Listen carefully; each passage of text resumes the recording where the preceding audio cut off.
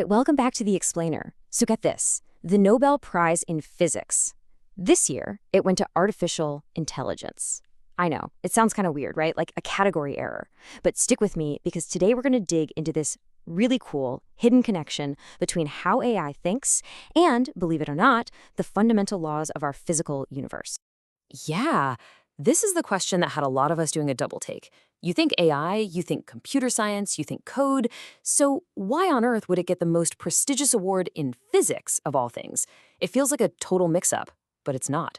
And actually understanding why is the key to getting what's going on under the hood of AI.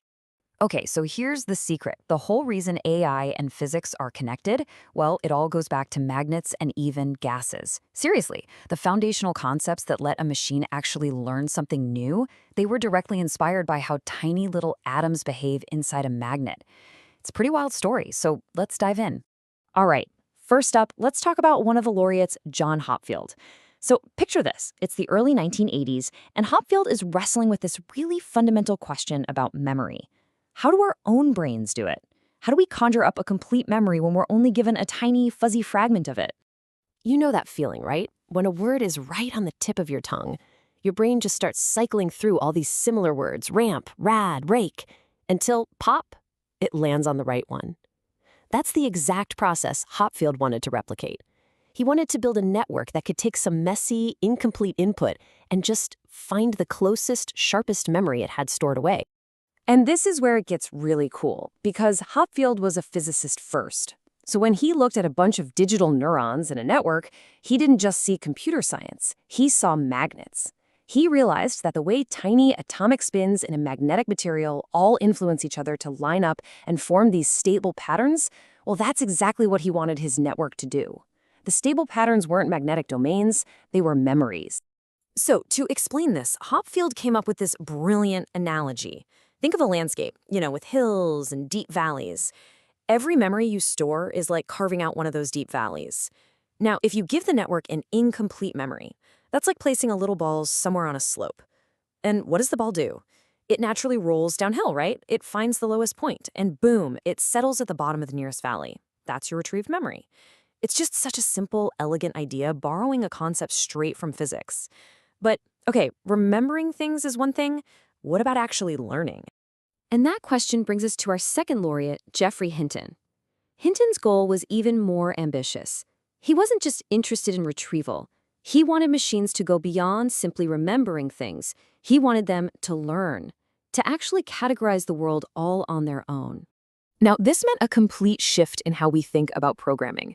I mean, the traditional way is you give the computer a very specific recipe, right? Step-by-step instructions for baking a cake. But think about it. How would you write a recipe for recognizing a cat? You just can't. There are way too many variables. So the machine learning approach flips this on its head. Instead of a recipe, you just show it, say, 10,000 pictures of cats, and basically tell it, you figure it out. You let it discover the recipe for cat all by itself. So how do you even begin to do that? Well, just like Hopfield, Hinton looked to physics for inspiration. He turned to a field from the 19th century called statistical physics. The whole idea there is that you can understand a big, complicated system, like a gas in a room, without tracking every single molecule. You don't need to know what each one is doing. You just look at the overall properties, like temperature or pressure. And Hinton had this breakthrough thought. What if you could do the same thing with an AI network? And this is where things get really wild. Using this idea, Hinton and his colleagues developed something called the Boltzmann machine. And its secret weapon was these things called hidden layers. These were extra layers of neurons sandwiched in the middle of the network, not directly touching the input or the final output.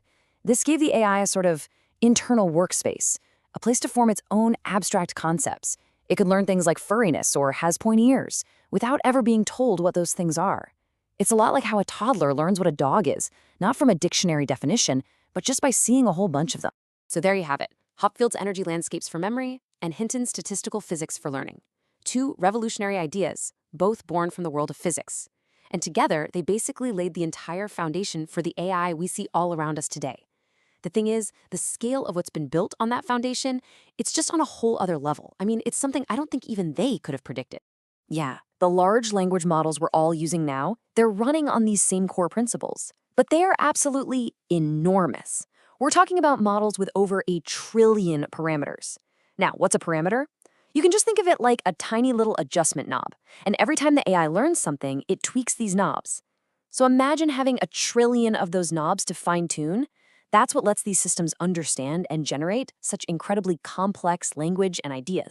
And just to put that number into perspective for you, Hopfield's original network back in 1982, it had about 30 nodes. 30. That's not a typo. So we've gone from a tiny puddle to a vast, deep ocean. It's an absolutely staggering leap in scale. But what's so fascinating is that deep down, those same fundamental principles from physics are still what's making it all work. Okay, so we've established that physics was absolutely crucial for getting AI off the ground. But the story doesn't stop there. And this is the part I find so cool. It's this beautiful twist where the whole thing comes full circle. Because now AI is starting to pay the favor back in a huge way. Today, AI has become this indispensable tool for physicists. It's like a super-powered research assistant. It's sifting through mountains of data from places like the Large Hadron Collider, looking for the signature of a new particle. It's listening for the faintest whispers of gravitational waves from colliding black holes billions of light years away. It's spotting new exoplanets, designing new materials for things like solar cells, and even helping us map out the complex structures of proteins. It's accelerating discovery everywhere. So it really has come full circle, hasn't it? That Nobel Prize for AI in physics, it's not just a look back at where these ideas came from. It's a celebration of this incredible partnership that's literally shaping the future of science.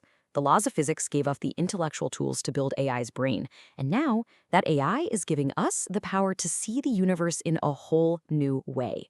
It really makes you wonder, what's the next great discovery this partnership is going to unlock?